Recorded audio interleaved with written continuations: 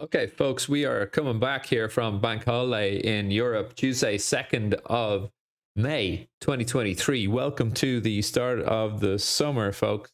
And so we have a pretty busy week ahead here. So, what we have just had this morning, European CPI is coming out in line, headline in line 7% year on year. But really, the week kind of builds as we go on. So we're looking at, tomorrow EU unemployment rate, services PMIs for Europe as well. And then the US session, ISM, non-manufacturing, DOE. And then, of course, the big one with Jerome and his printer, which is currently gathering dust in the cupboard. But interest rate decision from the FOMC on Wednesday. Wednesday night here. Yeah, Wednesday night.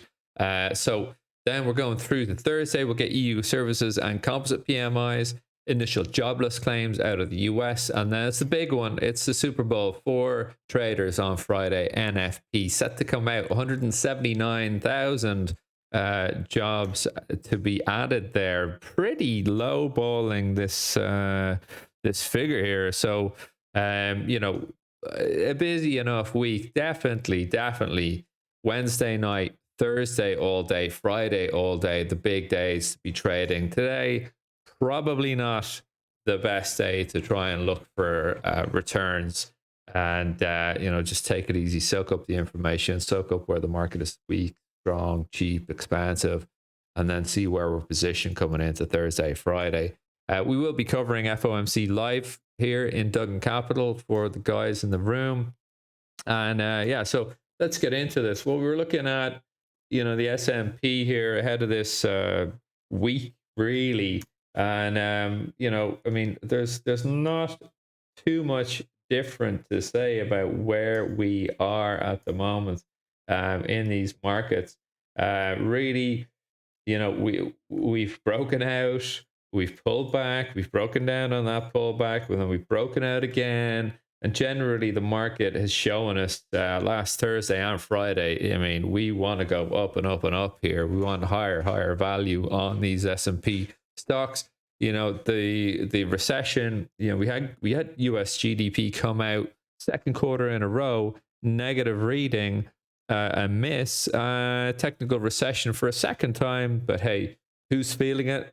Doesn't seem to be anybody. Where are we seeing the bleeding out? Well, First Republic Bank would argue that they're seeing a recession and that they are probably holding the cupboard against the front door with the FDIC trying to knock it in. So I don't know how they're still alive as a bank, and I'm sure today might prove it's RIP day, but we'll see. Anyway, all the assets sold off to Morgan Stanley, I think, or JP Morgan, whoever, one of the systematically important banks, SIBs, stepping in again to pick up the pieces. So, will the banking crisis be the kind of festering wound that will drag us down?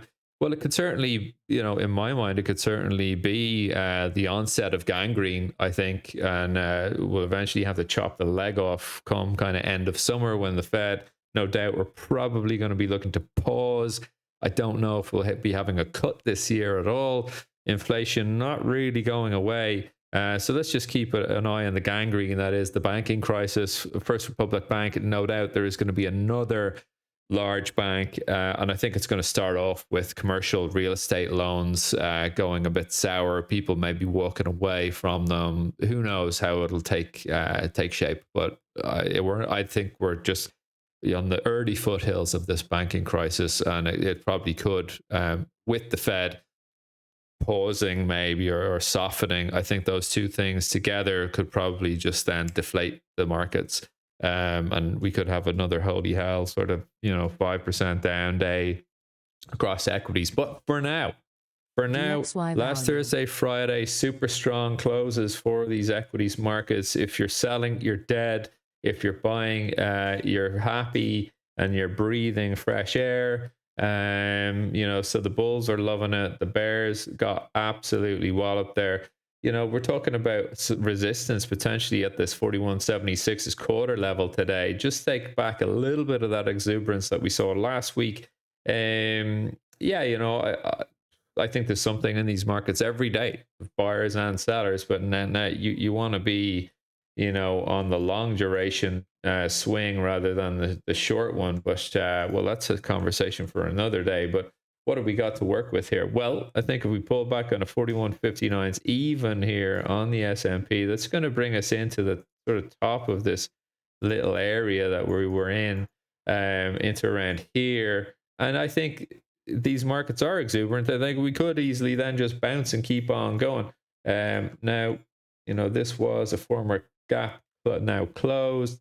I think we have certainly picked up a lot of buyers there on late on Friday's or Thursday's session into a very strong close, very, very strong close there on Thursday. So, do we even need to break down on the 41.76s? Longs for the Brave from this area. I'd like to see a little bit of cheapness come into this market, just a smidge, before I want to go jumping in to get on longs here. And ultimately, where would I like to be long from? Pull back to here, 40.50s. That isn't going to happen, I don't think. So let's kind of just monitor this. And, these markets for me are just too expensive to buy right now to be in a multi-day trade. I was actually shorting around the banking crisis, finding it then very hard to kind of flip with the rhetoric to go long. But there you go. So that's S&P. NASDAQ as well, showing us quite a bit of its power, really, with a lot of these big tech constituent companies coming out with really good, strong earnings. And, a lot of people saying they will be the darlings that will pull us through. Yeah, sure, whatever way you want to phrase it, I think tech is going good, and I think it can go even better. On the NASDAQ here, you got your long dated chart. Again, you got the breakout, you got the pullback then after the breakout, and then bang, on we go. And maybe I think if we can survive this summer, I think if we can survive probably the next month, buy or sell in May and go away, well, let's see. Maybe people are going to come through this week and initiate selling. But I think if we can close this week above probably the 51s, I think we've seen the lows for probably I don't know, at least 6 months. I think that's the case here. So why do I say that? Well, initially we're talking about an area here. If we now follow through with this breakout and hold the 251s, we're holding the breakout, and therefore we're gonna continue breaking out to the upside on equities. Would I buy equities now? Would I buy Facebook? No, I'm not buying anything that's not paying me a dividend for starters. But yeah, I mean, look, you can say these things are expensive for a lifetime until they become cheap, and then when they're cheap, you say they're not cheap enough, and you don't buy. It's an endless washing machine of dissonance. So you just got to get wet sometime and hold your nose.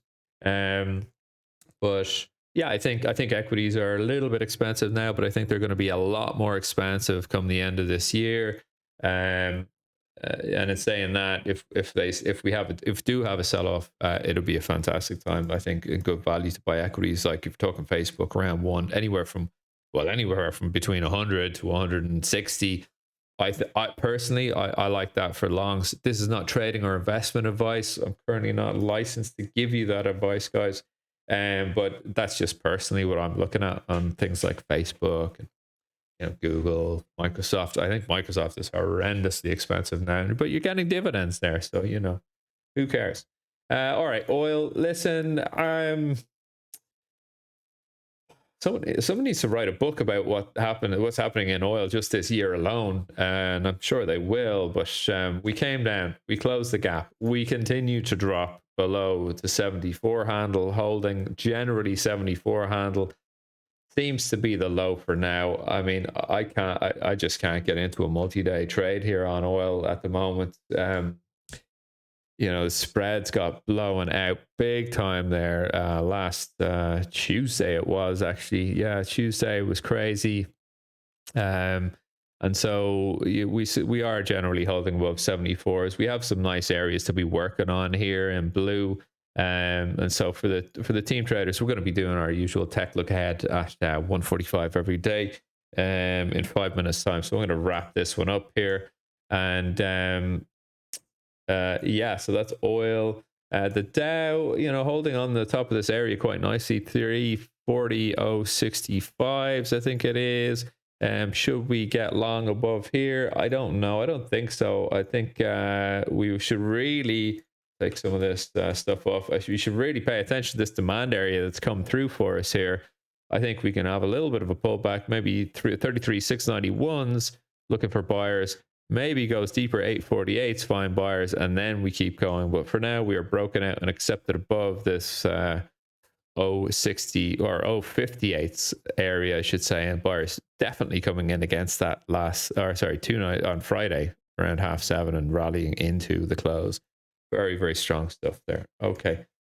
What else? Well, there's another Frankenstein that did briefly come back to life last week, and that is Natty. Now, Natty has had that cold weather front pass over the North America so far. So that was kind of 2 days of exuberant bidding into that market, and you're seeing it's all taken back now. And where could we go from here? I think we're going back down to spot 137s, and this could actually take us further new lows. I think obviously if we breach on the 137s, I think it's just a formality that we're trading $2 there.